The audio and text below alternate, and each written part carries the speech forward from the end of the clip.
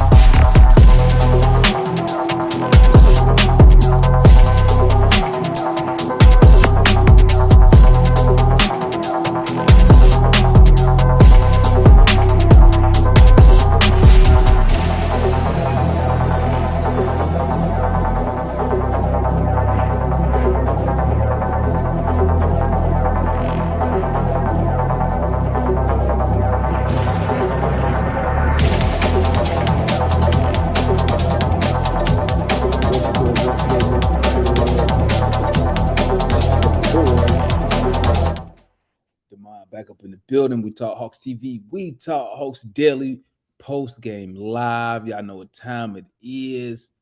What a wonderful game tonight.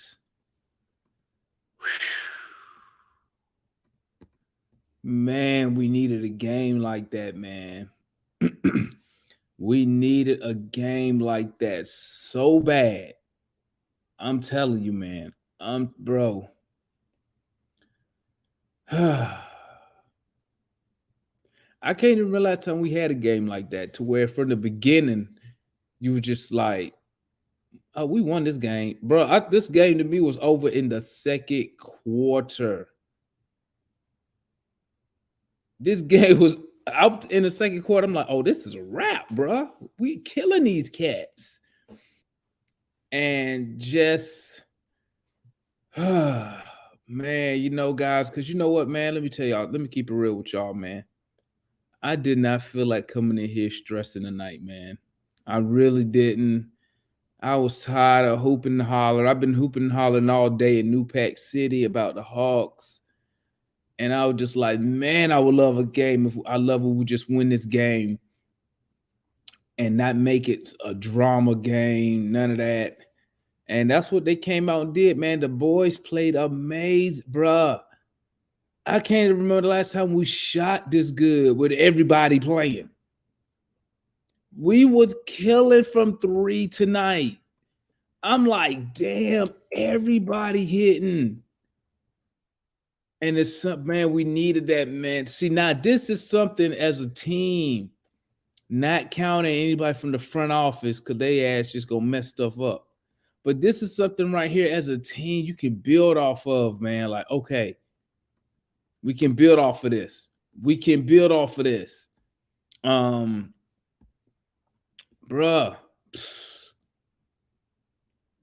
Whew. I mean, granted, Phoenix was missing Devin Booker.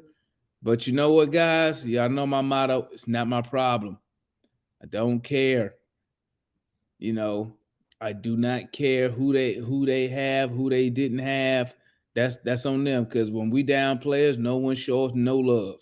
I mean, look at these numbers tonight. DeAndre Hunter 6 for 9 from the field. Hell, if he would have shot that like that the other night, we would have won that game too. Collins 4 for 8 from the field. Clint Capella 4 for 9. DeJounte 8 for 13. Troy 8 for 17. Bogey 6 for 10. Jalen 2 for 4, 2 for 3. Onyeka 7 for 7. We shot 57, bro. We shot 57% from the field and almost 58%. We shot better from 3 than we did from the field tonight. Bruh. Whew. Man, I just feel like a weight was lifted off my shoulders today, man. Let me bring on my homeboy, young analyst up in the building. Talk to me, got my guy. What's your thoughts on the game tonight, man? They got us up late tonight, dog. Hey, can you hear me? Yeah, yeah. All right, good. Yeah, you said it perfectly. We needed a game like this. Just it was like it was that we were due for a win like that.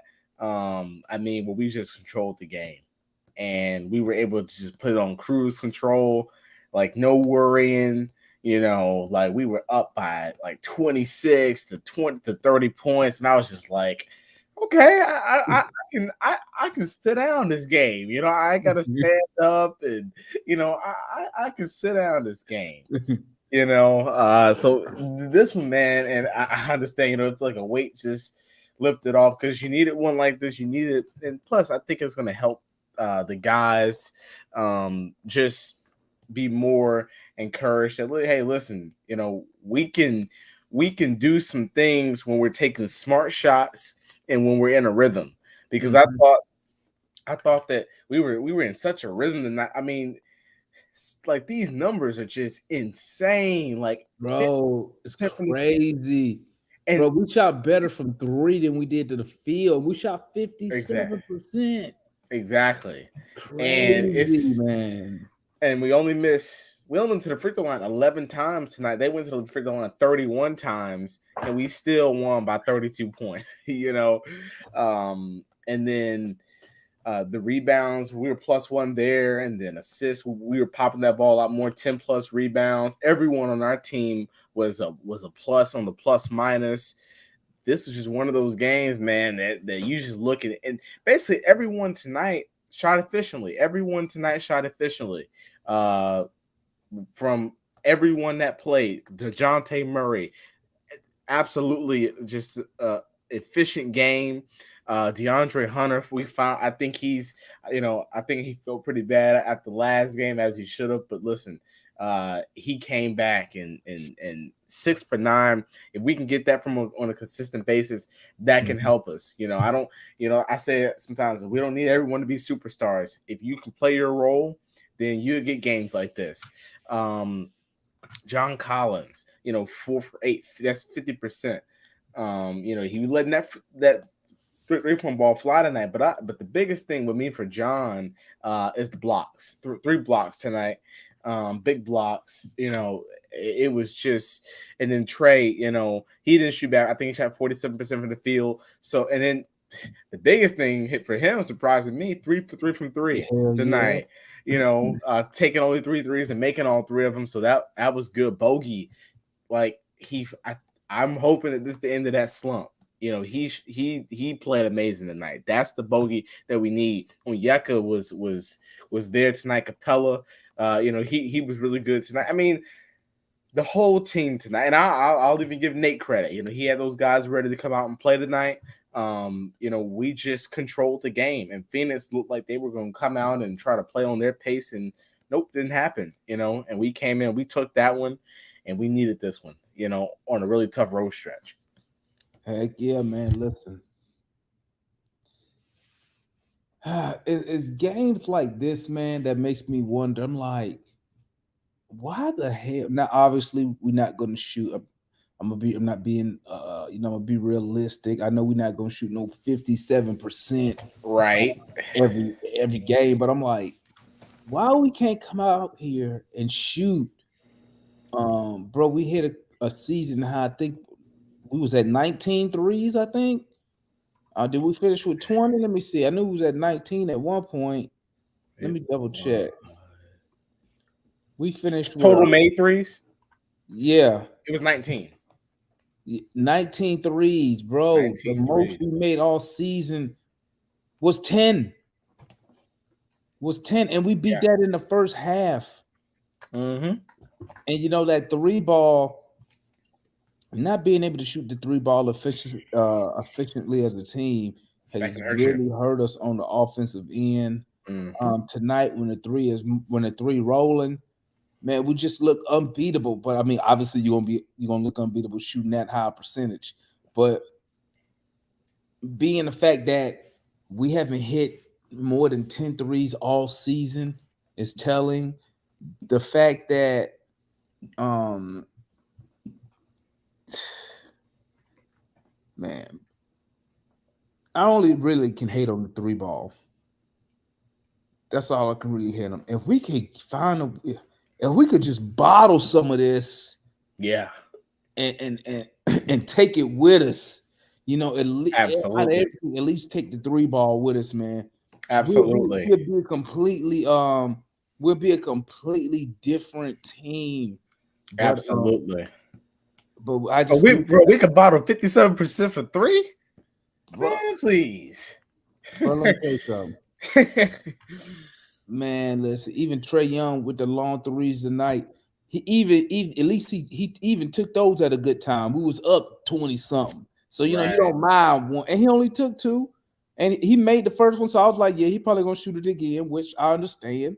You know, we played a complete game, man. Just like, and it looked like everybody just came out to go get it. Yep. You know what I'm saying? We punched him in the mouth, and because I ain't even gonna lie. Didn't look back. I ain't even gonna lie. In the second quarter, I was like, "Oh yeah, this shit is over with." But then, Yeah. my Hawk intuition kicked in, and I was like, "Oh hell no!" I Yeah. said, "Bruh, we'll trick this shit off quick. Who I'm fooling?" But they didn't fail me, man. They held it down, man. And matter of fact, they just extended the lead. And shout out Nate. I remember when Nate put them starters back in that second quarter. Phoenix went on like a little run. I would make like 4-0 run. Nate was like, hell no, do timeout. So he didn't even play around this time. So, man, we needed this game. What's up, Mike? What's your thoughts on the game tonight? Good to see you, Mike. Yo, what up? My thoughts were, I mean, I'm happy that we were on this end of a blowout on Yep. national TV because I didn't know we played on ESPN till like the last moment, basically. I'm like, oh, we on we on TV or whatever. But I'm happy they showed up. That's the main thing. These folks showed up on national TV, and then they actually blew them out. Um, I mean, yeah, Devin Booker didn't play, but shoot, we barely beat the Pacers, and Halliburton didn't play, so we got to take them how we get them. They beat them the way they should beat them. So we just gonna string together some wins. So like you guys, pretty much covered and everything like that. Is good to get the win. We needed it. Hopefully they can build off of it and stuff like that. Everybody played well. I found myself. It was funny because I like literally got mad when Bogey made like both his free throws. It's like part of me wanted him to miss one to make me feel okay or something like that. It's kind of weird. Like, he knocked down the free throw. I was like, son of a-" I was like, bro, like all you had to do was just hit your free throws, dog. Like, why are you missing free throws? But anyway, but they like I said, they played well, man. They came out. I think like our first three buckets was threes, so that pretty much let it be known from there that they was gonna be making their shots. So yeah, man. I don't know.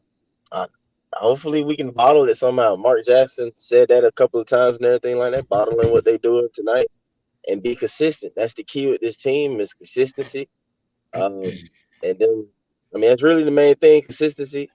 I mean they do this and they play consistent. You don't get a whole lot of Nate hate, you know what I'm saying? Like that they get quiet or whatever. I mean, like a lot of people say winning, solves everything or solves all or whatnot. So we just need to win. They need to figure out a win because of course you lose and then yeah, that's when people start pointing fingers and start blaming everybody. But again, everybody played well. Oh yeah, and Bro ain't here right now, I guess though. But shout out to Jalen. I want to say, that's what I've been asking for. He didn't play at all last game, and I feel like he still made sure that he came out and played and did him regardless. I feel like I tried to touch on that like early in the season and explain certain things when I was like, he still got to be ready no matter what. And I feel like he was a pro. He was a pro. That's that coach talk, I guess, whatever. He was ready. His number got called and he played. Because like I said, he didn't play at all last time. And then also too, when I see the screens, pictures and stuff, Jaden looked happy still, even though he didn't play. So it's good teammate. Again, this is a kid who ain't play on one team. He'll play. He ain't. This is the longest he ain't played for a coach. Put it like that. You feel me? Like he pretty much just went wherever he wanted to all throughout his basketball career until basically get into the NBA. So, I think it's some other things that Jalen also have to kind of like learn stuff like that. And he say, he's not necessarily, well, he wasn't at least. He got all the talent, but that's the difference between him and AJ. AJ is just like, obviously, obviously bred and molded and everything for, that boy is always ready, So when it comes to AJ, it's absolutely no excuse, for stuff that goes though. But again, great game, man. Great game. I still feel like our ceiling is a certain ceiling, but we need to get there.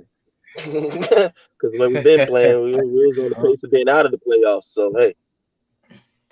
What's your thoughts on the game tonight, Matt? Overall, a great game. I'm just looking at the stats here. Overall, a great game. If we can only play them another 28 more times, with Devin Booker being out, that would be just what the doctor ordered. I mean, a fast start. That's what I would like to see more of. All around, I thought, everybody had a good game. I thought certain sections of the game, the ball got stuck, in the first half, but we hit shots. We hit the most threes all season, or second most threes all season, something like that. So that's the most we hit all season, 19.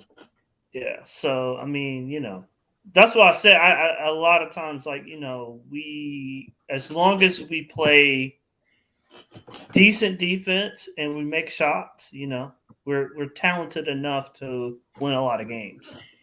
So, I thought Jalen played really well. This just, highlights disappointing factors that's been, touched on a lot this season. But hey, Matt, I'm glad that he played well on the national spot.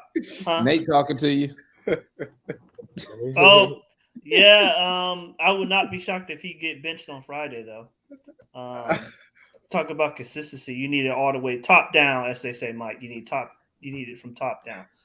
You just glossed over the Bonds pointing out a comment, and then you gloss over the comment like extra. But that's crazy, bro. You hate Nate, dog. I go back to it. No, I acknowledge the comment. I said he played. He did play. And then I also said, you mentioned consistency. No, the comments look what Nate McMillan said, man. I'm sorry. I was all the way at the bottom of the comments. We're about to say, I'm like, dang, man. No, we're going to bit. We're going to. I thought Matt was in the garage for a second. Oh no! I was at the bottom. I was at the bottom of the tally. The bottom of the comment section. I will. I will say that they were ready to play tonight on a national game. That's good. And I need. Man, just say you give Nate McMillan some credit. Hey, man, come on, man. The hate can't be that strong, bro. I mean, I don't hate the man. It's just, I have a hard time, DeMar. I have a hard time giving somebody credit for doing their job. You do it for Trey all the time. Matter of fact, you do it for Trey when he don't do his job. Like when he don't play defense, you still give him credit.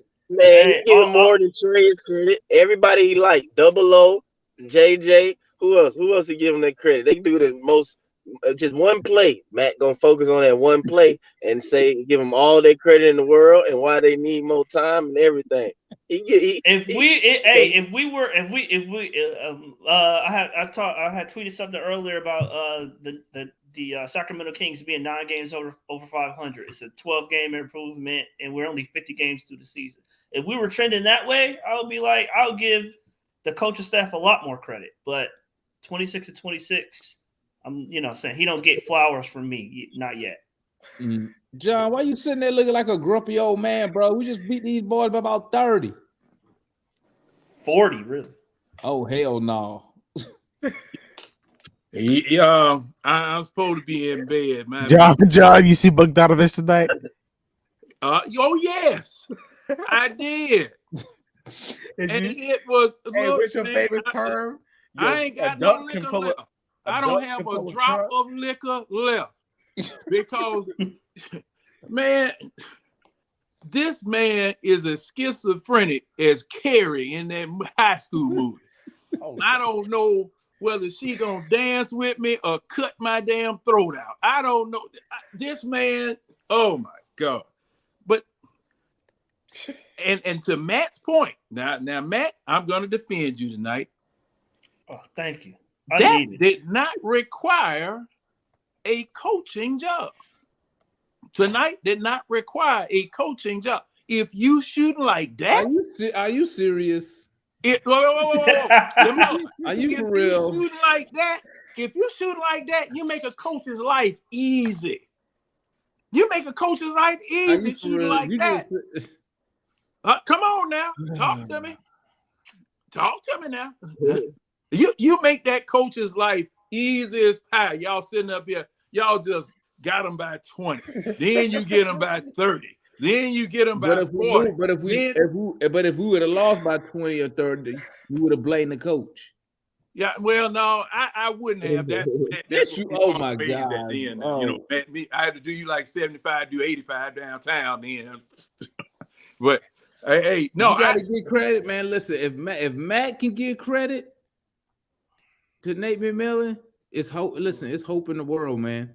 And he did that today. He gave Nate McMillan credit. And I don't drink during the week. So I'm saying Nate McMillan came up with some killer game plan, but you got to give credit when it's due. He had the boys ready to play. Ain't that what y'all always be saying? Oh, they came out, they wasn't ready. Well, they came out and they ready. One of the things, yeah. I see. Credit. Whose job is it? Whose job is it to be ready to play? Really? Whose job is it? Whose job is it? I mean, with all of that, really, are we really? We being that petty now? Come on, man. No. It's not pettiness now. Yeah, it is because, bro, when y'all sit right here, no, I'm not y'all. They wasn't ready to play. It's Nate McMillan's fault. I'm not y'all. I don't ever say that. Now, isn't this what Nate says? Isn't this what Nate says? When I do say that to a point. When they come out flat, you know what I'm saying? Like that, to me, that is part of the coach's job. He don't got many. So right. So when they come out and they're ready to play, that's part of the coach's job. I gave the coaching staff credit for getting them ready to play tonight. Well. Now I'm trying to convince you because John over here trying not to get no credit. No. I'm saying I can't damn them with faint praise. Okay, I can't do that. I said this is an easy night for a coach because everything, no matter whether you concocted it or not, is working because people hitting the shots on your side of the floor, they missing shots. And that's matter of fact, Phoenix looked like us, didn't it? Phoenix was looking like us. You know what? Hey, John, you know what? You know what happened when they missed shots? You know they was missing no shots? Defense. I'm about to say Mark Jackson was credited in defense. Y'all act like it be so you do got to play defense to win the game, John. No. Hey, some of those uncontested shots they were taking were looking like Saddam Hussein in Desert Storm. He was flinging scuds all over the damn place. I hope I hit something. I mean, they were looking like us tonight. I mean, wait a minute. I've been told that we're the heck. I mean, just look at a vicious comment like this. I mean, it was just such a vicious comment by Kareem. He makes a lot of vicious comments, but I mean, what's a sieve? I think he's talking about Trey. With a sieve, what is that? Well, he can't. He didn't spell the word. It's SIEVE, I think it is. SIC. It's a C. What on sieve? Yeah, he can't spell anyway. But you know, it's oh God! I felt that in my stomach. That's something from Star Wars or something. I'm just saying he's just such a vicious comment to make off a 32-point win with the guy he's talking about shooting 40, almost at a 48% clip making 3 for 3 of his threes, having 12 to 15. I mean, it's just such a vicious comment. And he says he doesn't want to ever come on the show because that's not his thing. But, I just want to point out that it's really people like him that are being negative, not us. It's people like him that are being negative. Well, you know what? Go ahead. The way to point that out. The way to seal this win is to win the next one. Who we playing next? Utah. Heading to the incline. Tough. We could potentially lose this. We got Utah, then we got Denver. We could go 0-2 right now. I hope that we could snag one. But I'm gonna say this. If we lost to Denver and Utah, I wouldn't be like shocked. I wouldn't be upset about it because they two good ass teams. We just need against these guys right here, Utah. But I think Utah was slumping for a minute. I can't remember, but they're over 500. Yeah, but Denver. If we lose to Denver, I'm definitely not gonna be shocked. Denver hot. We should split at a minimum. We should go 1-1. Should beat Utah, split and lose to the Nuggets, unless we just come out with that same firepower. But when they got Jokic, they got damn 2-time MVP on their team. So Well, hey, if you want to see me give Nate praise, that's the type of game I'll give him praise for. I mean, which game? The Denver game. Well, so why you ain't getting credit when we beat Denver and Atlanta? Well, see, I did give them credit for that game. Without Trey, you got a 7th man. I gave everybody credit for that game. I don't remember that. I said it was a great night. One night, but it was a great night. You know what I'm saying? That's credit. I gave more credit, I think, to Murray than anybody else for that game. But you got a 7th man playing in Denver that is going to really factor into that game, and that's 5,280 feet. And see, if Denver starts to running you ain't gonna make it.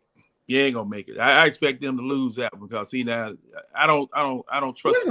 And when's the last time we won in Denver? Like it's that's always. But see, Denver and Utah's always been two tough places for us to track. Trey, technically, maybe no, Kareem, you're wrong. Just technically playing Denver playing technically is not fair because that altitude is an advantage, man. Like that shit ain't fair for real. Yeah.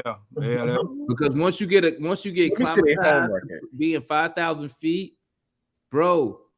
First of all, when we go play them, we gonna run out of air. Second of all, when they come down to the sea level, they gonna be mad. They gonna have tons of energy.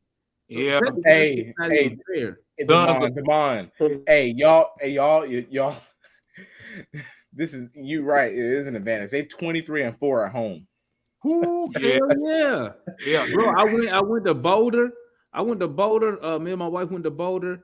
Bro, I went outside to go run, and I run every day down here in Texas. I went outside to go run up there, and bro, I could not catch my breath. I was like, "What the?" Bro, that's definitely an advantage, man. Something serious. You just got up and ran like you normally were going to run. Yep. Oh man, no. I did that. I was coming across there. Oh shit! What year we talking about? 65? No, I'm talking about 2022. And as a matter of fact, their regular gas is 84 octane instead of 87 octane to compensate for the altitude. And they still charge you the same amount. And man, the car was scuffling and struggling because I had filled up with 87 at the bottom of the mountain. And man, it couldn't breathe. And man, don't you jump out there, doggone, running like you at Fort Seal, Oklahoma, or some damn place. That's why I went to basic training at. Yeah, shoot. Fort Seal. Mess around there and white eye out there. Yeah, I did basic training at Fort Seal. Looking like one of them doggone Bugs Bunny cartoons. But you know what, man? Man, it feel real good. I ain't up here arguing and shit about these motherfuckers. Yep. Man, if that shit would have went the trade deadline, then they'll lighten it up. Yeah, liven it up. Enjoy it while you can, because this Man, I ain't finna talk about y'all can talk about it. I ain't finna talk about that deadline. Y'all not finna ruin my evening. Yeah, I'm Hey, not gonna do it. Y'all not finna, but I will say this. I gotta get this off my chest because Matt done brought it up. But I gotta get this off my chest. Bruh, am I tripping? Didn't the front office okay, listen. Everything I'm saying is just articles I read, okay? But I'm sure y'all read the articles They too. be lying, bro. They be lying. Hey, bro, I'm tripping now. Didn't they one point told John Collins management? Didn't they say go find your own trade? Absolutely. yeah. Now, didn't like a couple months ago, or weeks ago, didn't they come out and say John Collins Landry is said, part of the core and they don't want to, they're not just gonna give him away? Yeah, bro, and I just Landry said, just said last week they not trading him. Landry just said that jump, and now Pat Benson saying that they dead set on trading him. I'm like, bro, somebody lying. I mean, it's I just simple as that. think Landry's lying. Pat has always been right. Landry. Listen, he's lying. But listen, I'm not expecting anything more from him because see, front office executives like politicians. They lie. That's aggressive. why lie though, analyst? Why lie? I mean, he learned We gonna that find from out. Travis. We gonna Because those other it's people listening and people It's not watching. aggressive, So you man. can't show your hand, but this is the thing right here. It don't matter with John Collins because all this shit been out for 2 and 3 years now. So I mean, now but you know it's gonna be sad, man. For him and Bogey, we're not gonna really get nothing back in return worth a damn. So For Bogey, you might though. now, I mean, I don't see how you gonna get nothing back when he got an $18 million player option next year. Well, I don't think know. teams are looking at the need of shooting and the premium of shooting across the league. Yeah, but who I read an article that said half the league called on Bogey. Yeah, but can half the league afford Bogey? And then what are we getting in return for Bogey? Because guess what? If they're trying to get rid of Bogey to save money, that means you must be taking back some draft picks, or you taking back some 1 year, some dudes on some expiring contract. Because I'm sure we ain't gonna trade. Well, I'll take Bogey. Gary Trent. What Gary Trent money? What is money on? What contract same as he on? Bogey. 18, same as Bogey. No, For Gary how Trent long, is though? actually Or is making he at 16? 17. For how Same as long? How long Bogey, he got left on it? 2 He more years. expiring. Oh. I No, thought he has 2 more years. So he got 2 more years. So what's the point of trading Bogey then when you gonna pay another year of 18 million to the Because guy? Bogey, these games like tonight for Bogey is really rare. That's as rare as Nate's coaching. No, but what I'm saying is this, bro. They only trading Bogey to save money. That's the only reason they trading him, bro. So why would you trade a dude 18 million? He gonna make because Gary Trent's a better player and 18 million and a better shooter. Yeah, Gary Trent's a better player, Demond. You don't want to pay Bogey because he always hurt. His defense is non-existent. Bro, Gary Trent, I ain't his paying, shooting bro. is up and down. I'd rather get off the money. I'd rather keep Bogey and just play him another year and get off the money. Why we taking on more salary for a dude who don't make us any better? You don't think he make us better? Not enough to take on a whole nother year of 17 million when I can get off this contract with Bogey at the next year and have some flexibility that we don't have. But with his being a vet and his shooting ability, he gonna play. He take up a lot of minutes. To me, he take up a lot of minutes. And when he don't have games like tonight, it's useless. Matt, listen, you can't look at the player, man. You gotta look at the money. That's all that matters to these people. No, that's what I'm saying. If you get rid of him, Gary Trent Jr. is a better player. You know what I'm saying? For less money, technically. Take a look. No, it's more money because you got an extra year of Gary Trent Jr. Bogey's expiring the same year. Yeah, it's the same money. Oh, well, you said Gary Trent got 2 years. Bogey only got 1 year left, man. So what I mean is, and the player option. No. The player option Gary is next Trent, year, so he only got 1 year. Is next year. Gary Trent player option is next year. So he like got Bogey's. 1 year left on the deal. Yeah. Analyst said he got 2. He said Trent got 2. He probably meant this year. What I mean, yeah, if the rest of this year and then next year. Okay, yeah. Oh, it's the same as Bogey. That's what I'm saying. Listen, and Gary Trent's a better player to me. I would do it straight up. Listen, at this point, man, I don't care. I don't even care, dog. Because you know what? Landry and Nick is going to jack this shit up. They've already jacked it up already. And I'm just going to wait for them to just lead this shit to the ground. That's all I'm waiting for with these stupid ass moves they about to make. Look at the position they got us in right now. I don't think they're gonna make any maybe one. We can't even do shit. And what move you think that is?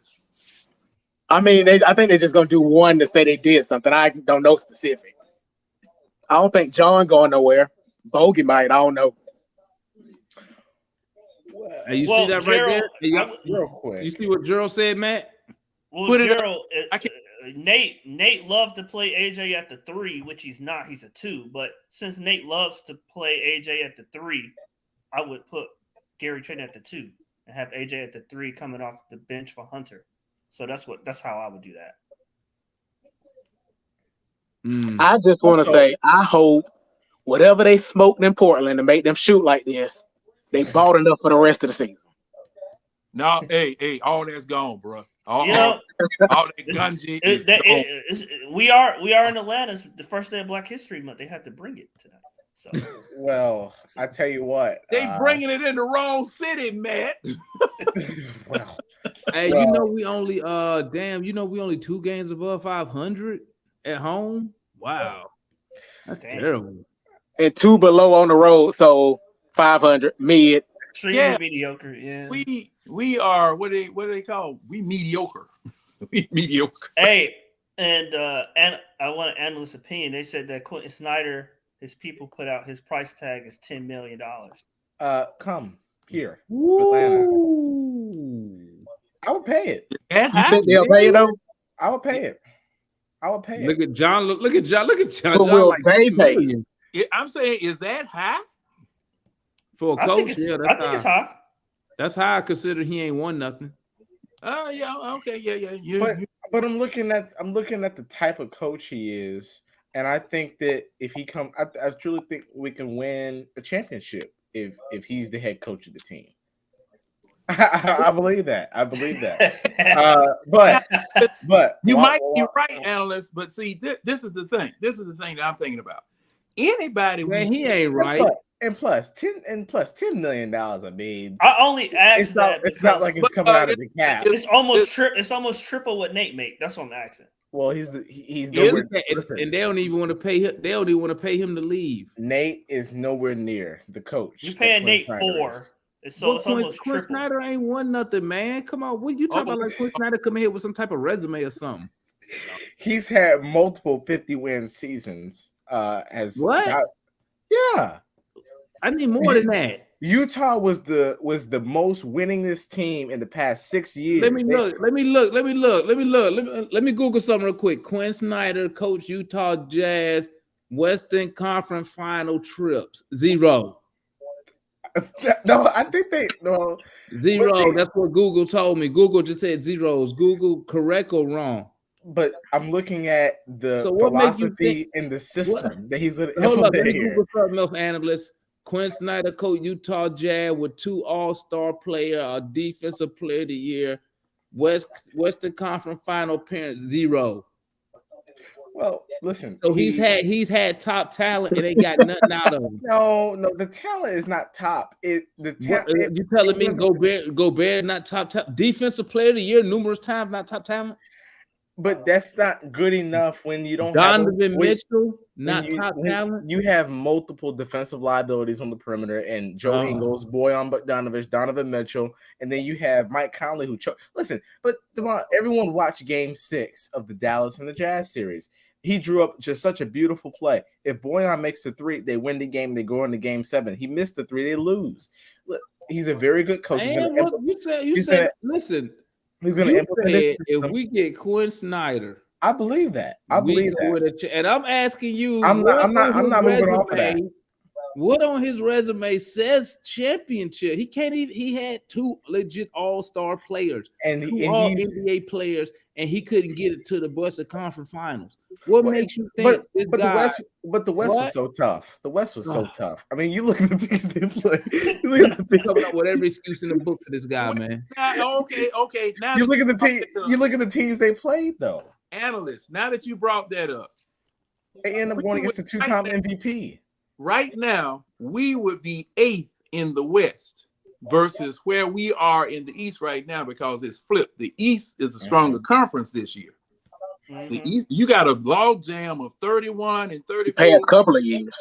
right there in the Eastern Conference, which pushes us down to where we are now. Well, John, the thing is, we ain't supposed to be right here. I understand. That's why I brought up Sacramento earlier. 27, 27. We supposed to be 10 games above 500. Hey, and guess And what? guess Sacramento what? is 10 Demond, games we over would be 500. Demond, we would be almost 15 games over 500 if Quinn Snyder was our head coach. Boy, you That's sound a like projection. Matt when you talking about that Becky crap. Your Honor, Hey, that's I'm- Come on. No Matt. Becky slander. That's supposition, Your Honor. Come on. You telling me that Hey, you wouldn't hire Quinn Becky, Snyder? Becky, a real one. Okay, You telling me Hey, you wouldn't Demond, we hire do Quinn that. Snyder? I hired Quinn Snyder before I hired damn Becky Hammond. You know, gonna get Hey, Beyonce. no, over this wait a motherfucker. What's your Wait. Jamal? What's your problem with Becky? Women are off the table. Hey. No, she know how to Hey. coach. Sir. She know how to coach. We already have a What's up? WNBA franchise in here. Bro, It's not we the need- Hawks. So you telling me Trey Young gonna listen to Becky? I can't believe I'm asking you. Man. how do I? no. Demond, Murray, listen to her. Murray didn't have no choice. Murray because listened to Pop Pop. was head coach. DeMar DeRozan listened to her. DeMar DeRozan says she's brilliant. So What else he's supposed to say on TV? No. But I'm saying that he I wasn't talked even. to him. I he talked to him wasn't- offline, Matt. He told me she's sorry. No, but I'm saying it wasn't a Spurs thing. It was they asked DeMar DeRozan, name some of the coaches that he played for that he considered like good coaches, and he brought her up unprompted. I bet she wasn't And the he's first played one. under Pop. He's played under Dwayne Casey. He's played under Nick Nurse. He's played under Billy Donovan. Which by the way, Matt knows that Matt knows that I'm Snyder first. Jay Wright second, Becky third. Listen, man. And let me tell y'all something, man. I like y'all enthusiasm. Okay, Matt, but none of them dudes y'all name. Listen, none of them dudes y'all name coming here, dog. You don't think Becky? I think who Becky you will want, come to the Demond? challenge. Let Quinn Snyder come Demond here want with. Frank Vogel. Don't be now. You can. I know you ain't mad about these. I want to coach. I want to coach with a championship. That's who I want. Hey, the only He one barely available won is Frank that. Vogel. I didn't know. Barely. Let me look. Let me Google something. Don't. Let me Google something real quick. Does the banner say barely on the championship? Demond. No, it don't say it. It Hey, say Demond, Google how many championship. It say championships champion. Becky got, Demond. Nate and Nate, Becky, and Quinn will have one of they had LeBron. Listen, man. Matt, we need LeBron. Trade for LeBron. LeBron to Atlanta. Matt, those WNBA or female college championships do not translate with the same panache. But they were but John, Hold on, wait. Hey, they were on the G League John. level. What about her two championships with men? What about her G League championship and her summer Man, league? we don't count that G League shit, man. Stop it. Championship. Well, okay. I tell you what. Instead of hiring, But they counted Nick Nurse's league coach. Go hire our G League coach first. We all see. Look. I like Matt Hill. I'm just saying this. We would be the laughing stock of the NBA and getting wins. Niggas got respect around the league, though. John, I want you and Demond. We'll be the laughing stock. About the fact. I want you and Demond not to think about the fact that she's a woman, and I want y'all to think about the game plans, the X's and O's, the strategy, the way she get guys motivated and ready to play, and it's universal. Everyone says the same thing. They say she got that. How come she not coaching the Spurs? Because Pop ain't going nowhere yet. Do you think San Antonio? Pop don't want to go back home. Wait a minute. Do you think San Antonio will hire her? Absolutely, if she was there. I think they would. But remember, she left. She said she left. She was sick of waiting. That's the same thing. Email left because he was sick of waiting too. Exactly. I'll get you Udoka before I get no damn Becky Hammond. I'm sorry. Nah, that's my number one, but I don't like. I love. But like I told y'all, man. Like I told y'all, bro. Ain't no coach coming here, bro. I guarantee you, our next coach gonna be a first-time coach because you're gonna have to be a yes man to Trey and to wrestler. I'm telling you that now, man. Well, if there's gonna be a first time coach, I have a couple guys. They got to be a yes man. I They're not gonna have no power in the Lamar, we organization. can't. We trying to go all in. I think Sam Cassell. I Guess think what? Jay Wright. Guess what? He's coming off of your assistants bench. We're not hiring Mike Lombardi, please. You're hot. You're gonna hire. We're not hiring. We need to go hire. We need to go hire Deion Sanders. Shit. We're not hiring someone that. Hey, we might as well go back to. We might as well go over to Indiana and hire and bring back Woody. We coming. Milk Dud. He don't have Josh Man, Smith. you see how Deion Sanders got Colorado. He got the whole state motivated, man. Let me look at the Hawks. Can't get shit motivated. We can't even motivate ourselves. Oh wow! See, this is what I mean by Kareem just makes vicious comments. What do you say? What do you mean by that, Kareem? What do you mean by that? What y'all talk? What y'all having sidebar conversation? What y'all going back and forth about something? No, they're not. He's just making comments that don't make it. He said something about a dress or something. I wish Kareem would just come up instead of just being Matt, a cat please stand up so we can check for it. He's trying to say I mean, around my way, that means trying to call you a pussy. That's what it means to me. That's what I picked up from it. That's what I said. Yeah, I'm not even going to respond to that. Just so disgraceful. But anyway, man. Go ahead. Bro, wait a minute. We would be the laughing stock. I'm gonna tell you right now. We'll be. It's gonna be a first-time coach, bro. I put money on it because ain't nobody gonna come here and not have no say in nothing, bro. So why can't it be Becky first time? What about Jay Wright? Damon really don't want Jay Wright if he don't want her. He probably did. You know who Jay Wright is, Damon? Yeah, he was a college coach, multi-time champion college coach, Olympian coach. This man, you just listen to what he preaches, the way he coaches. He is just a great. He's greatness, and I think we should hire him. Jay Wright and Quinn Snyder and Becky. I'm gonna tell you something, analyst. Okay, because you're a youngster. Let me tell you something. Okay, I don't know if your parents told you this. If not, I'm gonna be the first to tell you. Okay, there's no such thing as Santa Claus. Okay, ain't nobody gonna stop and drop a damn head coach under the tree. Okay, Tony Wrestler, Nick Wrestler, Landry Fields. They're gonna straight listen. Nate McMillan gonna be gone. They're gonna get their guy. Their guy is gonna be a yes guy. I'm telling y'all that right now, man. So Damon, question: do you think we can win with a yes guy? No, you can't. Well, the reason analysts, I think it's possible because as long as you're collecting wins, that's all that matters. So you can be. What I mean by yes, man, I'm envisioning, not the coach doesn't have silver to lock, and I don't want a yes, man. I need a coach in here that's going to demand some things. That's going to get in here and run some actions, run an offense that's going to be very tough to stop. Someone that's going to bring a fresh voice in here, and that Trey will respect and listen to. But the reason I say that a yes man is not totally off with winning is because it's not like they're gonna be setting us up to lose. It's like we're gonna just be winning games just in a manner of analysts. I'm just saying. You sound like me, man. When I was a youngster, I'm trying to be optimistic. All the belief, trying to be positive. Let me smack Come on, this team let me down. Let me smack you with reality real quick. Okay, you tell me what has this front office of Nick Wrestler and them done that convince you that this team can one get a head coach that's worth a damn, and then two have the same vision as the coach.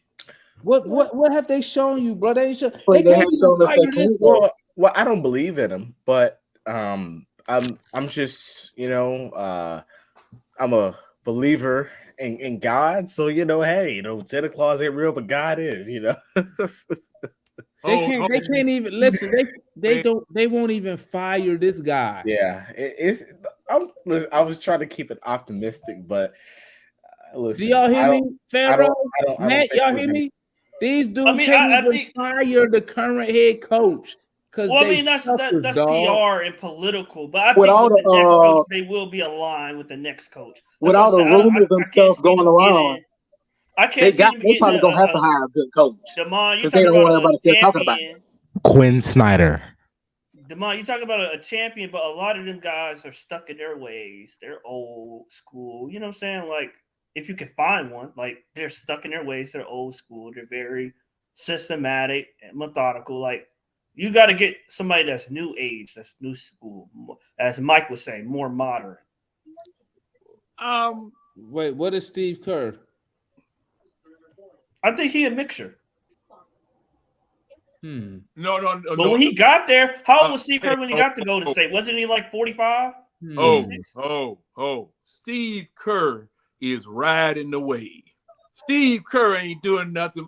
That team is on cruise control. Oh, well, I don't know about that. Come on, man. I don't know about team that, is John. on cruise control. And John he be like, implemented a system. Hey, you mess around. Hey, man, you mess around with John. You mess around with John. You ain't gonna have a head coach, and you ain't gonna play defense. Hold on. You know the best proof of that was when doggone what's his name took over as head coach while Steve Kerr's back was messed up. But that's a small sample size. Luke Walton. That's that shit. See, that's that type of coach that Matt like coaches like Luke Walton. See, he parlayed himself into the Lakers job and got over there and had to coach. That joker couldn't coach a pregnant woman in Lamar's class. hey, Matt, you hear that, Matt? See, that's how that Becky Hammond shit go turn out. But the difference, hold on, Damon and John, the difference between that experiment and Becky Hammond. Becky Hammond has been a head coach at every level. I mean, not the NBA, but every other level. Becky. I'm not talking about Becky. I don't want to talk about Becky. He was talking to me, John. He called my name too now. I'm saying the difference is she's been a head coach and she's won a championship her first year at every level. Like, that's hard to do at multiple levels. Bro, no one cares that you won a championship at the WNBA or the high school woman bat. No one cares. I mean, that shit not the same, Matt. I'm talking about not the same, bro. We talking about NBA. But Demond, what about the two with men? Bro, she's not the head coach. Yes, she was the head coach of the G League team and the head coach of the Summer League. The who? Head coach of the G League team, head coach of the Summer League team. Oh my gosh, bro. So that's two groups of men. I would just like to say, two groups of men. I think as a parent that y'all don't got female sergeants and lieutenants, Demond. Bruh. Okay, they not in combat arms.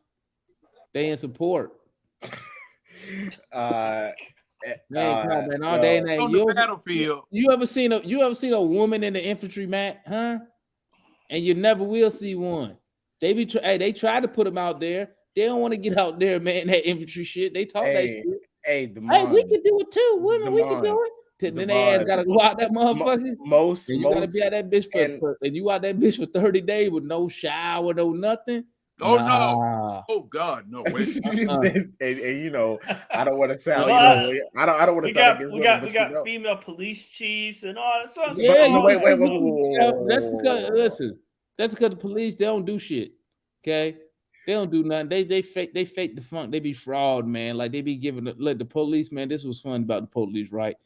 Most of the cops are people who either got kicked out of the military because they couldn't hack it, or motherfuckers who couldn't just get in the military, so they go be a cop, right? I'm a supporter of the police, Demond. And then they had a little stupid. They be having them stupid units, the Scorpion Elite Police. Boy, ain't nothing elite about that shit, man. Them motherfuckers be fat. Same as the Red Dog. Same in the red, same y'all. bums on patrol. Yeah. All they do is get to put on extra gear. The And the SWAT team be Georgia, coming through. Georgia has such a great unit called the Heat Unit, and they do a great job. They do a great job. Man, the cops want to be military so bad. I'd be like, why y'all just don't come and join and come fight a real enemy? Y'all over here faking the funk because you couldn't pass the PT test.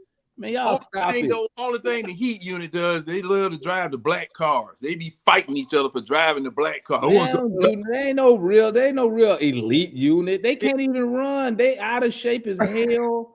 Y'all never look at the cops and be like, this dude couldn't get down the block without fighting. I've seen a couple like that, but I know hundreds of police officers, and they all do a great job. And listen, I'm just laughing because they be faking the funk like they in the military. They be trying to wear our little ACH helmets and our vests and shit. I'd be like, nah, that's our shit. Put that civilian shit on. But Damon, I do tell you what though, a lot of foreign military do go and end up being because it don't take troopers. much. You don't got to do shit to be a cop, but just show up. Yeah, I mean, some of them. That's where they go. We put their ass out the army. Get your ass out. You ain't making it here. They go be police. It's a bro. It ain't shit, bro. I got family members who bro. You be a cop in 8 weeks. Some of them police. I mean, that's true. Some of them police. You could be a cop straight off the street in 8 weeks, bro. Yeah, some of them. Man. Some of them police. My cousin became one of like. I thought about becoming one very, very, very soon. Man, don't be no cop, man. Listen, let me give you some advice. Well, if you work in my uncle worked in the gang unit, so if you work in the gang undercover unit, bro, listen. Oh, y'all go into the military. Y'all didn't have no rules. Gang unit didn't have no rules. Where you can do your shit for real. You ain't gotta fake the funk like these cops with they fake ass bulletproof vests and a little ACH hat, and they be stealing our equipment too. The little rolling tank shit they be using. That's hard shit. Like, man, y'all supposed to be working together. I see y'all supposed to be working together. We don't work with the police. You crazy? We not trained to handle civilians, bro. That's the police. We don't train to handle civilians. We don't. That'll be the National Guard. That'll be the National Guard that comes in next before the Army. Yeah, bro. You don't want the Army. If we come in, it's a problem. Shit done hit the fan. Wait a minute. Hey, Damon, down there at Katrina when Honore came in, wasn't that the Army that came in then? No, that was Guard and Reserve. What, Honore? We don't send only thing we sent at the duty. I think we sent I thought they activated the Army after Katrina. And you activate the reserves, not active duty. We already active. We don't get activated. Okay, or either they sent the Army in or whatever. Anytime you hear them say activated, that means they get the National Guard and the reserve. Oh, okay. But they sent this man. Well, this is a 4 or 5 star General Honore that they sent down there to New Orleans to get New Orleans under control, and he had to tell them they came out in the tanks with their weapons drawn. Get them weapons down. These United States citizens don't be drawing. Put them damn guns down. You know, I mean, he was acting a fool. Well, that's because in the Army, you ready to kill. We're not trained to handle civilians. We trained to handle the enemy. Yeah. So guess what? When we pop on the scene, you the enemy. That's what that means. That's why I be telling people like, you don't want the Army to roll up in there. It's gonna be a problem. Cause we don't play them games. Well, Farrakhan said y'all coming. That's what Dion said it too. We coming. Farrakhan said, I saw a little blurb or something he was saying today. Don't think these 285s and 475s looping around your city is for traffic purposes. Yeah, we got them. That's the man. It feels good not ragging on the Hawks tonight. Woo. Yep. It's been a minute, guys, since we ain't. And then when we do win, it be neck and neck. We done blew a 20-point lead. Bro, I even go live, bro. I was sitting here in the third quarter, like, I bet these motherfuckers let these dudes come back. Oh, I was scared. Leroy, I think Leroy Knight had posted, okay, time to put the subs in. I said, is it safe? Are you sure? Are you? No, I was like, they're out there too long. The starters out there too long. I'm like, damn. I was gonna say so. I was gonna say, Like, damn. I'm positive that if John became the general manager of the Hawks, we would have about 30 guys on the roster. He'll go and find some dudes over there. That's about 7'8" and 7'9" over there in some other country. And tell them don't play no defense. Take him to the Waffle House. Take him to the Waffle I House. post one up under the basket. Take him Racing to the Waffle House. Now, okay. And the reason I say 30 guys is because he said he don't want to trade nobody. He said just add them. He said just add the guys. John do, add to the team. And then John, he go fire Nate, and then rest of them will say, well, we need a coach. No. See, here's the thing.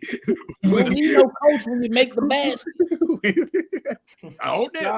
John be tripping, bro.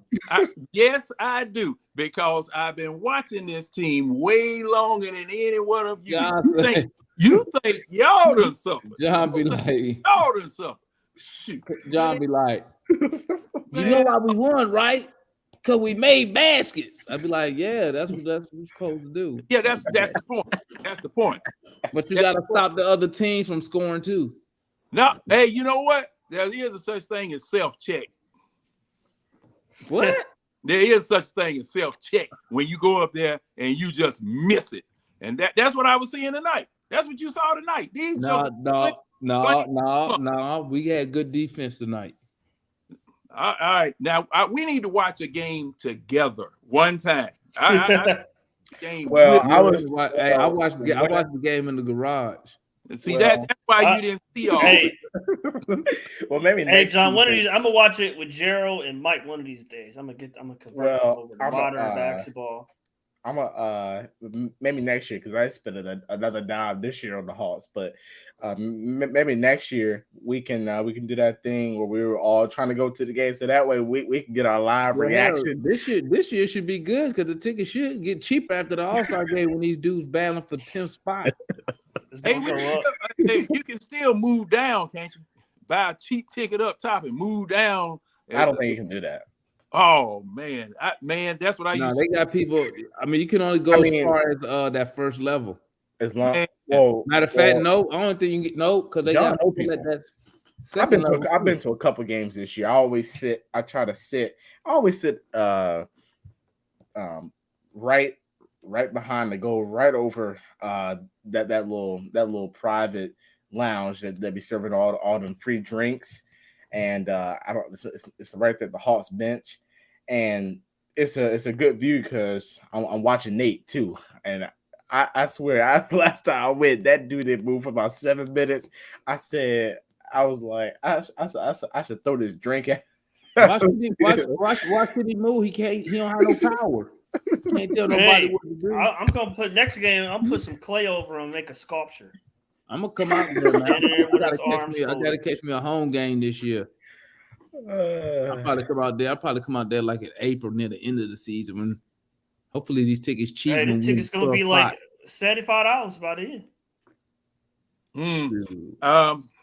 Yeah, I was just thinking there's this police I used to know that used to be on the floor. We'll see if I can hit him up, but he'll end up locking me up. There y'all go. Hey, Gerald, that's probably true for this season, but next season, Gerald, you're gonna have to work real hard to get them tickets sold next season because this season it was hype over Murray. Y'all holler at ticket, next year, man. If y'all need a ticket for the game, get a ticket. Yeah, we gonna get next year. That's gonna wear off. Together. Yeah, next year we ain't gonna have no. We're gonna go from second in attendance, like our offense. We're gonna go from second in attendance to 25. That's good.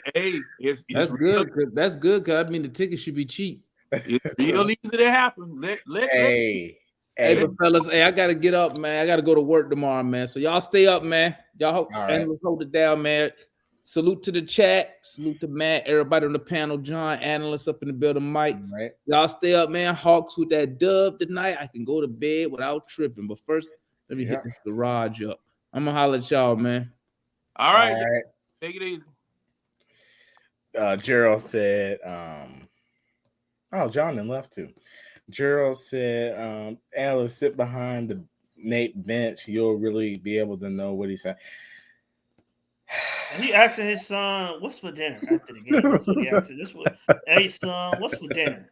Did your mom cook it, or do I gotta stop? Do I gotta stop by what's Stop that by place Popeyes. called? Popeyes. Oh no, No, what no, you no, gonna no, say no, that? not Popeyes. That burger place. Start with a K. Crystals. I gotta stop by Crystals. Did your mama cook? Nah, but and I'm overall. I'm like I said, I'm happy about the victory. Crystals is disgusting. I don't like crystals, but you just look at Jalen, you look at Onyeka, and you just think what they could be. You know what I'm saying? Varsity. Nate does like he'll eat at the varsity, but only on paydays.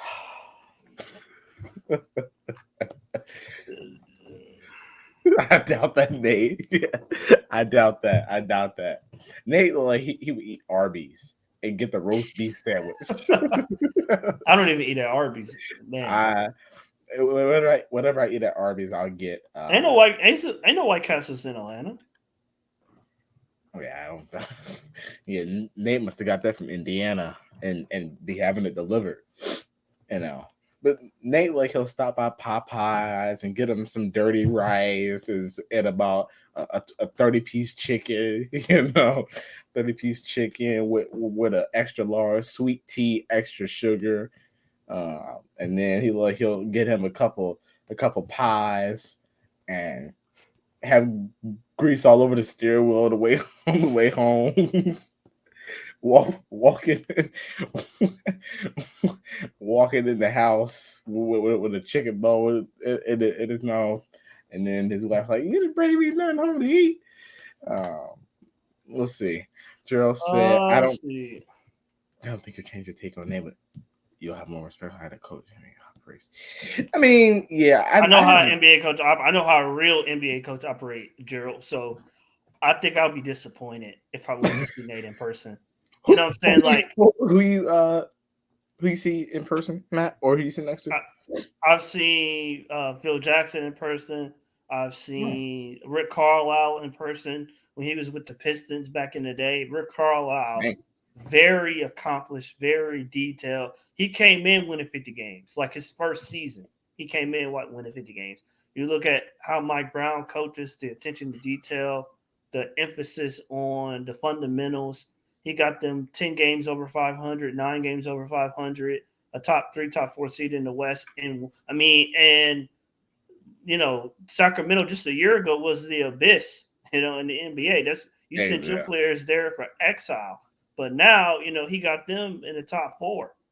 So like that's a testament to a very good coach, a very good system, and it shows you it does not take long to implement that. As long as the coach know what they're doing, it has some type of an imagination. It doesn't take long to implement the fundamentals and winning.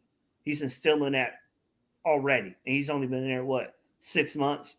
So, and De'Aaron Fox had the same complaints that Trae Young had last year. He don't pass. He's very selfish. You know what I'm saying? Like he's very, ball dominant. Same thing people complain about with Trae Young. But Mike Brown has created a system where he can still get his, but he's not, dominating the show. Carlo had the hood Pistons team. He did, Gerald. I won't call it hood, but he did have that rough that rough Indiana team. But he had that Pistons team with Chauncey and Tayshaun and Rip Hamilton as well back in the day.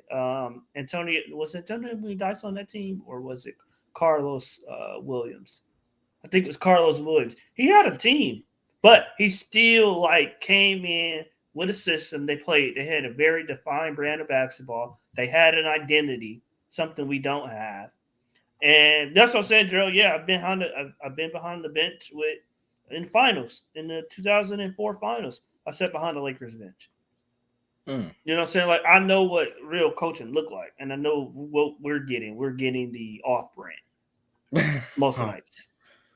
Off brand. Yeah. That'd be pretty cool. I was thinking, Gerald, how many? I can't wait till Gerald come on. I'm gonna ask you, how many people can sit behind the bench where you can actually hear? And then that would actually be pretty cool. That would Coach, he actually be got the pretty. chain tonight. He did. He probably did.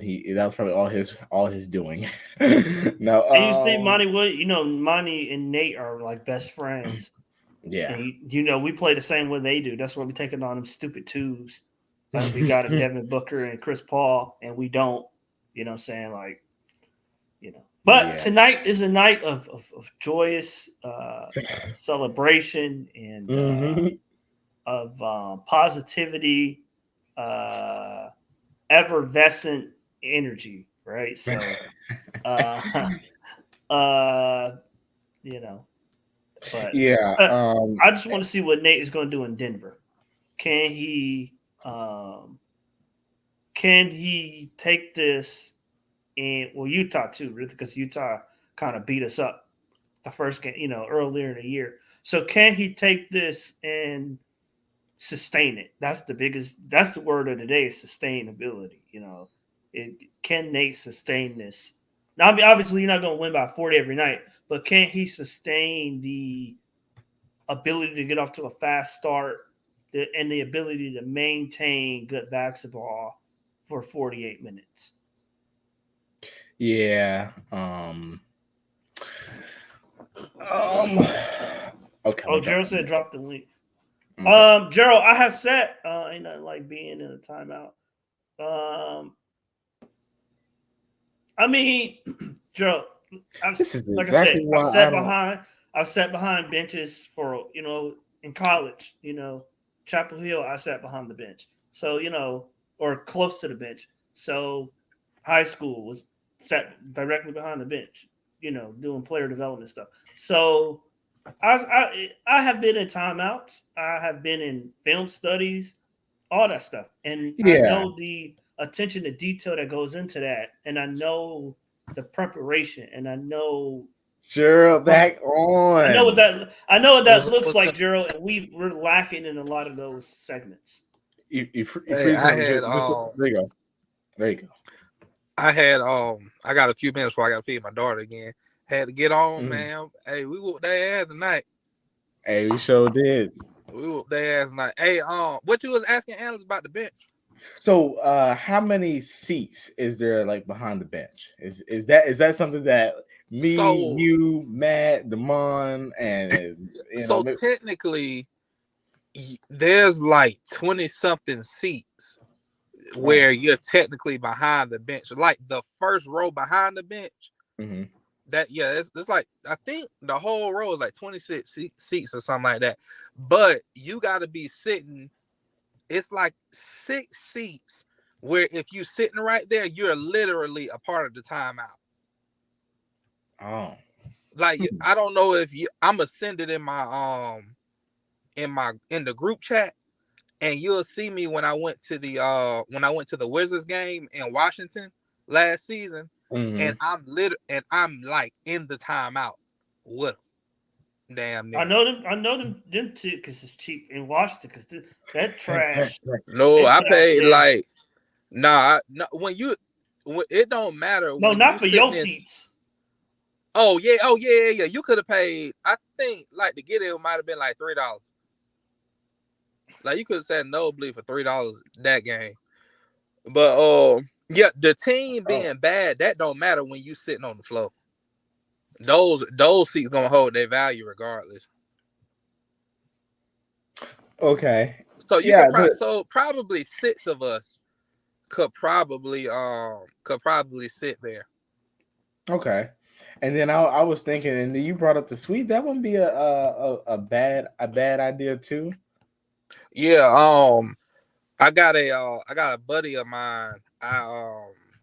He one of my like suppliers or whatever, and he does He got a real nice suite. He pay a good penny for it. But no, it's a nice cabana suite. Y'all on TikTok? Not a lot, but Okay. On TikTok, you'll see I do some little videos. Y'all follow my TikTok in the chat. Ticket Gerald, the #1, and you'll see what I'm talking about. But yeah, probably about 6 seats on the floor behind the bench, and then the cabana holds 8. So it ain't like you be in there with like 20 other people or something like that. And then you get free food, beer, and wine because you get the Atlanta Social Club access, and you get a waitress too. okay, here Yeah, I you go, need right that here. because I can, you know, what I'm saying I can, especially this season, I could do my cussing in peace. Oh man, it'd be folk cussing with you, especially if you sitting where analysts sit. I know analysts done heard some cuss words. Yeah. Absolutely. I've sat in the suite before. It was years ago, and it was a blowout game too. Years ago. But that wouldn't be like those are two. How much are the seats behind the goal typically? Not the goal. I'm sorry, not the goal. The behind the bench, like the cheapest I've seen it this year for any game, regardless, is probably about $500 a piece, and then but on average they probably go between $700-800 a piece, and then some of them, like for Golden State, it'll be like $3,000, or something like that. So the suite, you'll get like way more. Is way cheaper. Like some games, you can get enough like $250 a person. So the suite ain't bad at all. With the right coach, Gerald, I know we're second in attendance, but with the right coach next year, Gerald, I think we could be #1 in attendance. I don't think we'll ever be #1 in attendance because we don't have enough room in the arena to be #1. I don't think. Like we don't hold enough people. Capacity. I don't think we hold enough people, even with the standing room only people. I was gonna say, who's #1? I would probably say either Golden State, OKC. See what Golden State is. Well, you know, they sell the tickets, but I don't know if they go to the games. To say they move. Nah, the capacity is based on scanned tickets. That's why it's based on how many tickets get scanned, because that's why, like at the Braves game, they don't tell you the official attendance until like the 5th inning. Let's see. I'm trying to think who else would. I couldn't see nobody other. It got to be Golden State if I just had to think. You don't think the Lakers up there? Yeah, the Lakers could be up there too. Maybe Boston.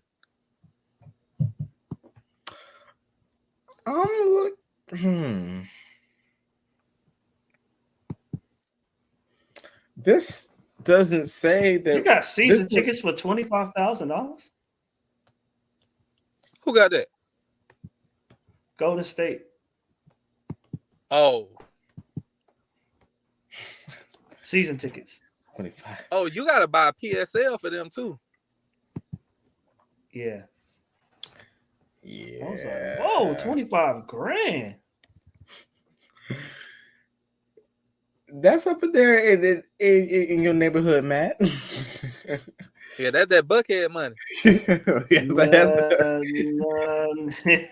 Nah. That Buckhead okay, so money. I think it says Chicago. Chicago lead the league in attendance? That's shocking because I don't hear nobody in there. I wouldn't even think it would be them because they got the largest arena, but so it'll be harder to fill that up. Oh, maybe that's what it is. It's that might be right. Yeah, I see Chicago as #1. They got 21,000 seats. Yeah, that's like the biggest arena by far. Yeah, but you can't hear it whenever you on TV. You don't hear nobody in there. I'm like, anybody Yeah, at the they game? not real. They ain't really loud like that. The Sixers are second, I see. Oh yeah, I can see that because they playing good basketball. They like 26-4 the last 30 games. Yeah. It's I know Brooklyn the ain't there. leader is Dallas is up there too. Dallas is really high. Yeah, I know Dallas. Dallas will be up there. What you got to look up is what's the word called? It's like the percent of capacity that you fill the stadium or something like that. I think we're So at like say number 107%. one is Golden State. Number one is Golden State right here. Number two says Miami. Oh, they must have passed us then. Miami's number two. Miami can get they got a good fan base. Yeah, they got a good fan, but they got a big arena too. They hold 20,000. Mm-hmm. Yeah, Denver's 20,000. It ain't Denver. that many people. It ain't that many people that hold 20,000 anymore. If they do, they're still in their old arenas. Denver, yeah, I'm not surprised with Denver. Yeah, they ain't got nothing to do. Hey, Denver pretty cool. No, I'm saying like there there's last no summer. other like team. There's nothing like. Oh yeah. Yeah, there's nothing to do in Denver. Hey, how y'all feel about my boy O hit a 3? I'm surprised y'all ain't bring it up. Yeah. I mean that's the future right there. he attempted. I know Jared. I'm trying to drag it too much. I think it was Jalen who passed it to him, right? Jalen passed it to him. I think I don't know who it was, but I was like, oh yeah, shit, we up 50. You might as well put it up. And then when the ball was in the air, I was like, man, I ain't gonna hit a last of my mouth for this shit go in. Yeah. And then it rattled in. Beautiful. I was like, yes and no at the same time. Do you see? Were you? I don't even say encouraged because to me it's becoming expected for JJ. JJ, I'm past the stage of like hoping that he does good. It's more of like I'm expecting him. I just need him to be aggressive. That's all I want. Yeah, that's all I want. Like I know he got a shot block. I think late. Was it in the second quarter, or the first quarter? At the end. Yeah, second. Yeah. But I was fine with it. I kind of wish he would have tried to dunk, but I mean, you can't dunk every play. So, right. I mean, that's understood. Yeah. But not everybody. This is one of the games where everybody basically played well. And Okongwu did everything he did in 20 minutes. 20. Yeah, you know, Okongwu and Clint they damn near split the minutes. Like Clint might play like 26 and Okongwu might play 22 or something like that. That's normally how I would love, Gerald, I would love to see it flipped. I would love to see what a game looks like when Capella's not hurt. I think it depends on it depends on the matchup. Depending on who we playing. We playing a big team, then the 26 need to go to Clint. But if a team is like trying to go small or whatever, then yeah, I can see a Okongwu's like flip. Because like Denver, Jokic about to bury this man alive. I mean, but it don't matter who guarding him. No, but Okongwu, I would want to see Okongwu guard him a little bit more. Who? Then Capella. I want to see Okongwu guard Jokic a little bit more than the thing. Like I feel like Capella will be a better cover. It ain't really a good cover for Jokic, but I feel like Capella's a better fit to guard him because Jokic ain't necessarily athletic like that. So he likes to use like craftiness and all that against you. Clint not really agile like that, so he ain't gonna be able to really use athleticism to try to guard Jokic. Because I remember that. I remember that game in Atlanta. I had went to. It was when we had first got Capella, and that was their first matchup at home versus Jokic. And I'm like, all right, Capella might do a decent job. They're familiar with each other, being in the West Coast. Man, I think Joker put up 50. Man, ain't no man. Lloyd Pearson's still coaching us, bruh. Yoke do that to everybody though. Yeah, I'm like, damn, it ain't supposed to be a center, huh? No, I'm saying I'm thinking. Oh yeah, I mean, Capella. I'm like, Capella's supposed to be our defensive anchor. but if you look in history, it's really only one defensive anchor that's really ever. I'm talking about that was a primarily defensive player. That was a defensive anchor. That was just like you couldn't do shit with him. That was really Bill Russell. And even with that, even though he beat Wilt all the time, Wilt still averaged like 35. Well, so Gerald, you know who they call great offense is normally eventually is going to prevail over great defense, especially the way the rules are right now. That's why I always say, you want to build an offensive team with complementary defense, but that's just me. Them motherfuckers just need to guard their position. Like tonight, I thought Trey played good defense, or at least he tried. I feel like Hunter played good defense. Tonight, it felt like everybody played their role on the defensive end. Like the offense gonna come and go because it's make or miss league or whatever. But on defense, it seemed like I said in the chat. Remember Nate mentioned I think, did y'all hear when he said make sure the weak side is in the paint? Did y'all hear him say that? Or were y'all watching Bali? No, I was watching the ESPN feed. I think I heard him say that. At one point, I just turned off. I put it on mute because he was he was doing that to make sure Phoenix only played on one side of the ball, so they couldn't swing the ball. Yeah. Oh, Gerald, I was just even though Phoenix runs some really good action, so they actually kind of hard to stop. So he kind of made it halfway easier for them to contain. What you gonna say, Analyst? Oh no, I was watching that one game you went to. I guess it was last year against the Magic, where you were like sitting right next to Lou and JJ. Oh yeah. Yeah. I was like, oh, I was like, you get that close?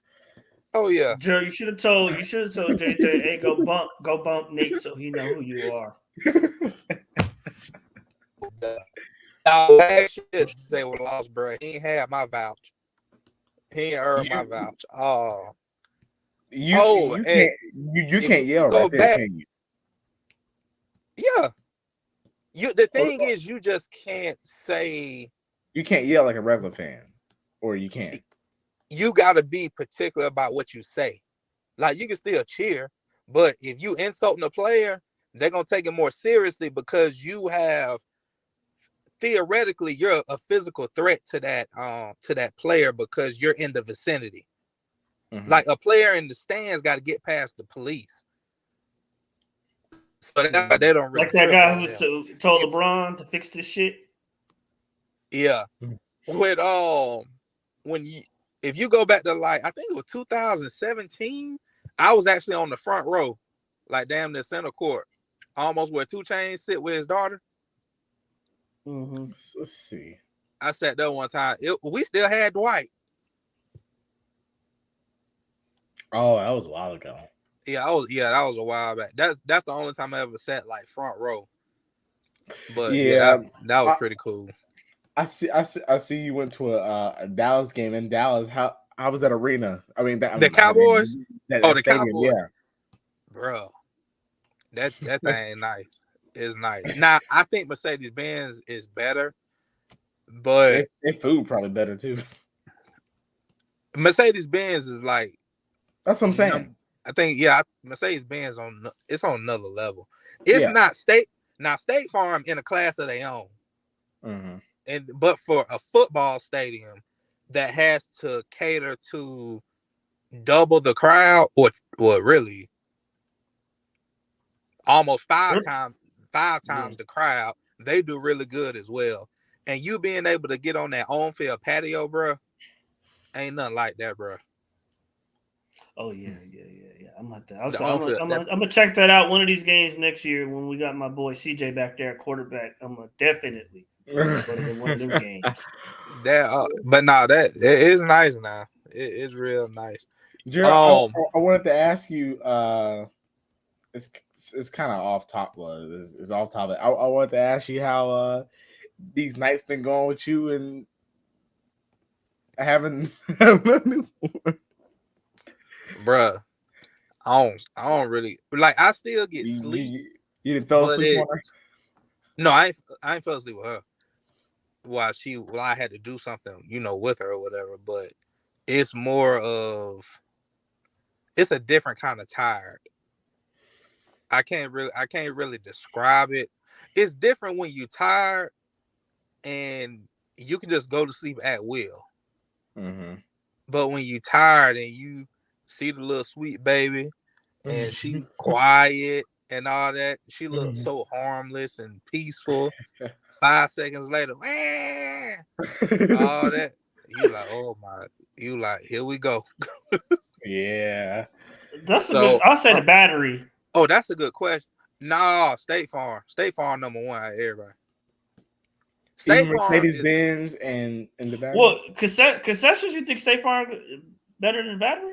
Well, I'm going off of, if you going off of the regular, like, not being funny, but whether like people sitting in normal seats, if you going off of that, you know what? No, I still say the Hawks, because they have specialty restaurants that's like named after people, like in the like Old Lady Gang with Candy Birds, and like Zach Brown has his own spot.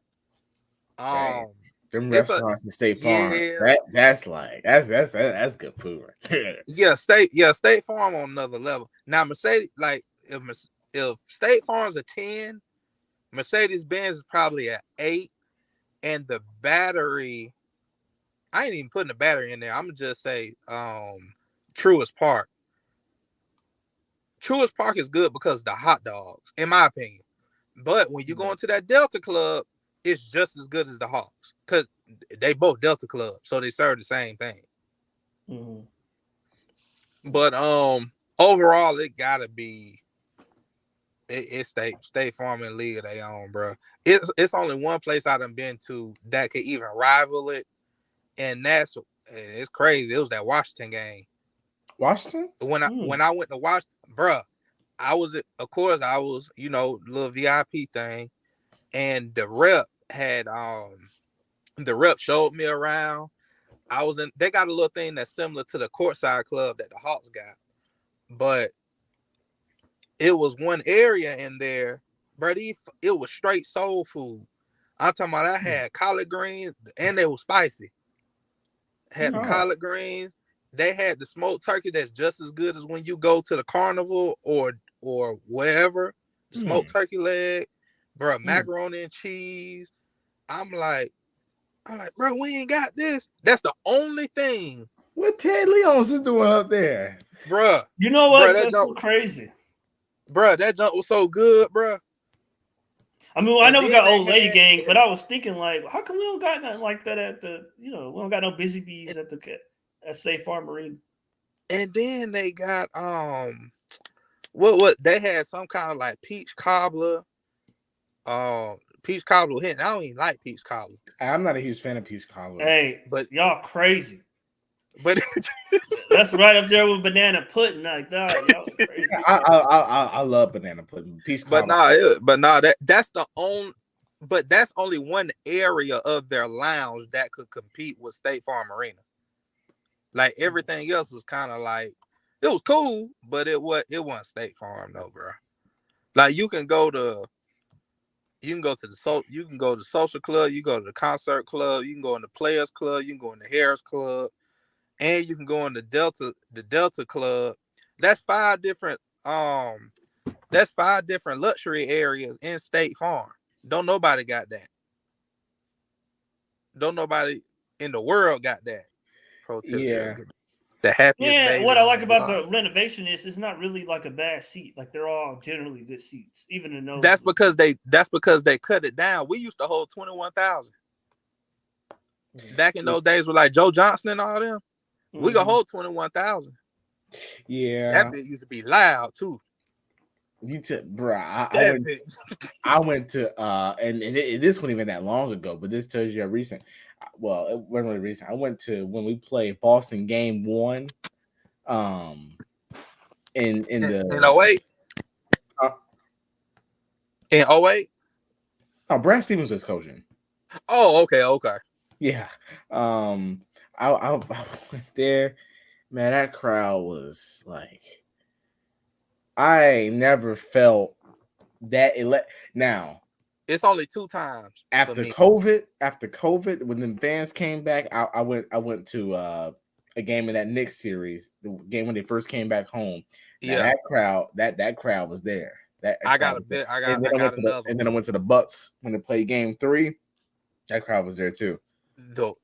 The game 6 of the 76er series, me and my wife went.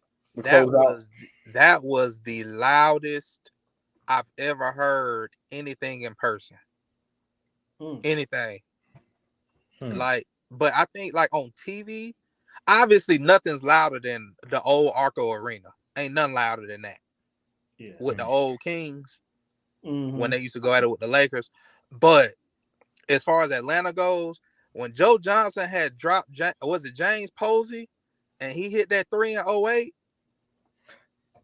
bruh, the camera started shaking on TV, bro. Y'all don't remember that? Yeah, I do, yeah. What, that was game 6, wasn't it? Yeah, I think it was, yeah. Bruh, oh my goodness. That one of my favorite series still. Man.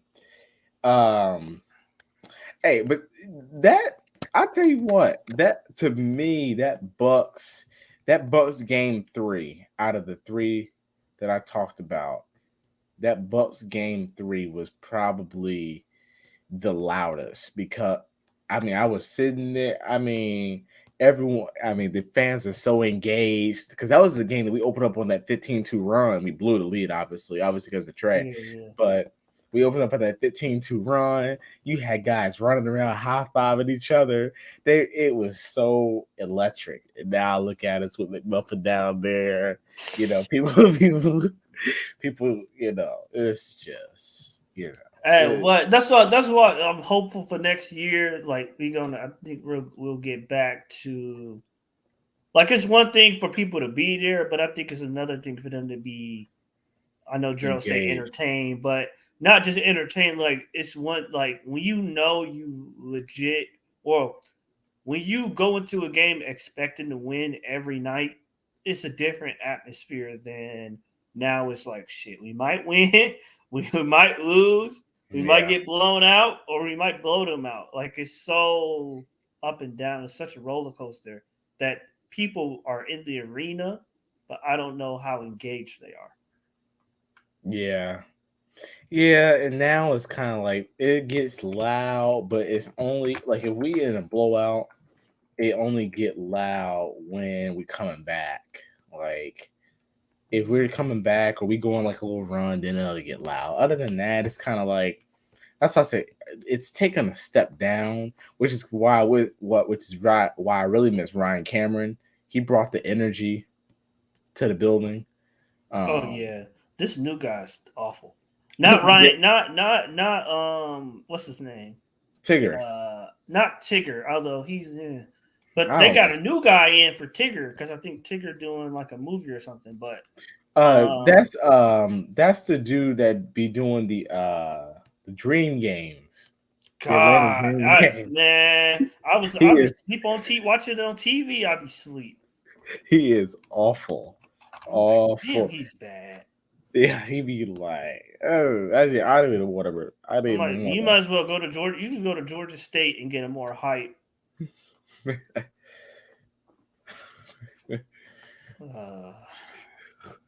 So, but no. Well, I wanted to ask Gerald. Gerald left. I wanted to ask him. They said that the Hawks have the highest. African American season ticket based in the country at 40. This is a couple years ago, but it was like at 42%. Washington was second at 16. Like that's how big of the discrepancy was. So I just wanted to know, like, because I know we go to the football games. Like the football games be like season tickets for African Americans for the Falcons got to be close to 50%, or if not higher. I mean, it's. But I just wanted to know, like, if there's a dip, what is it like? What's that percentage like? Because I know it was at 44 a couple years ago. Yeah. I ain't going. I tell you that. I ain't going. I'm not going to any more games this year. That's what I said. I'm actually, I'm excited for next year, next season. I'm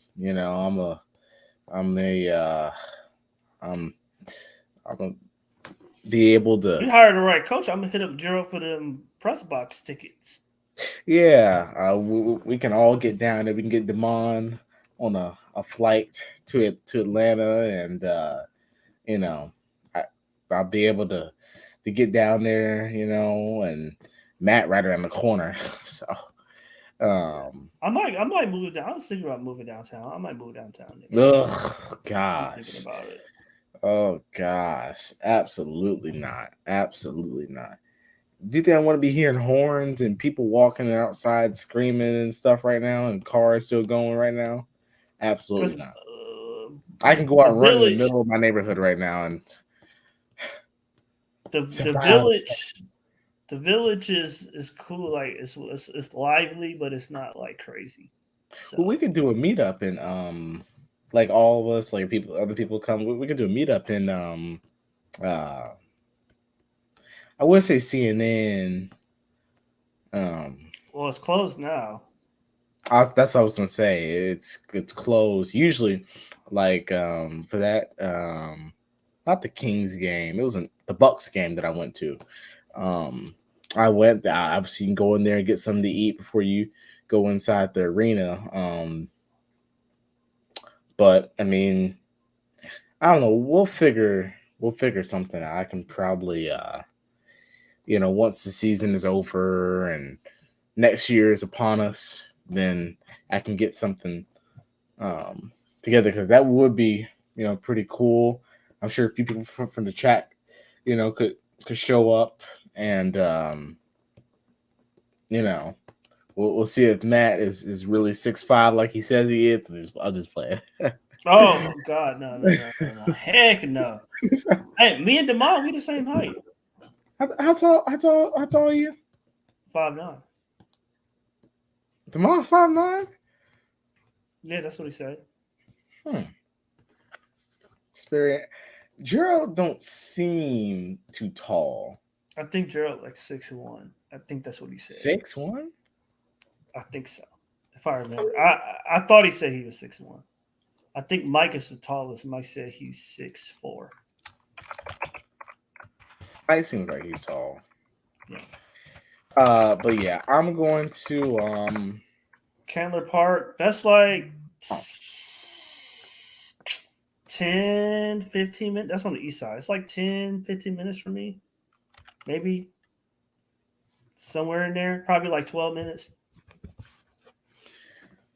Let me see. I know I don't have to get on a freeway to get there. I could just take the street.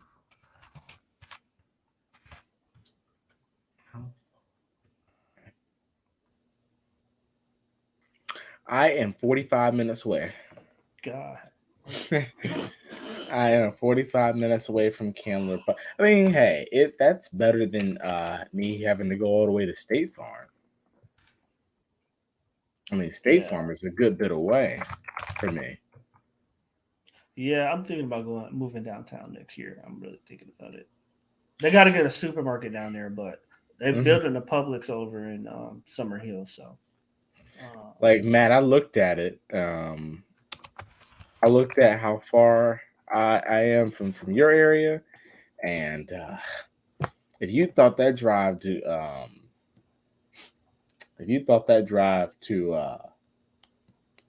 McDonough was bad, I mean, I'm over an hour and 40 some minutes away from you. That's a road trip for you.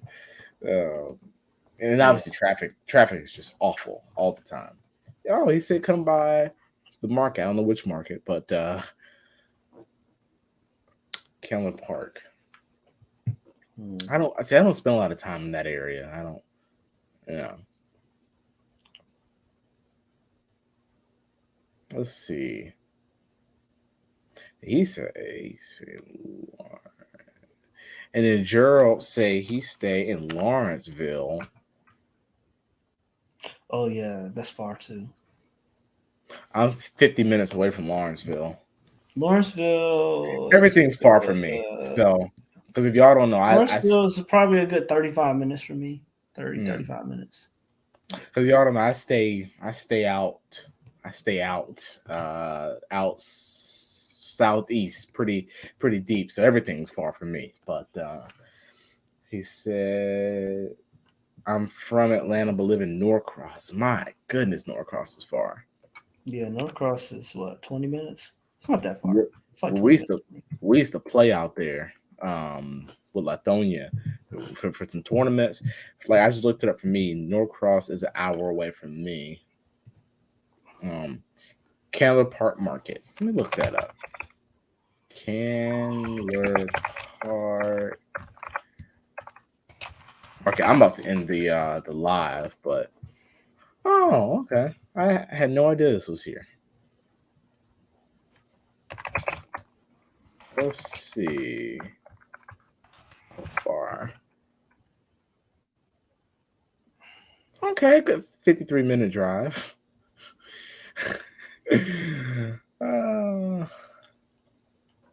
But yeah.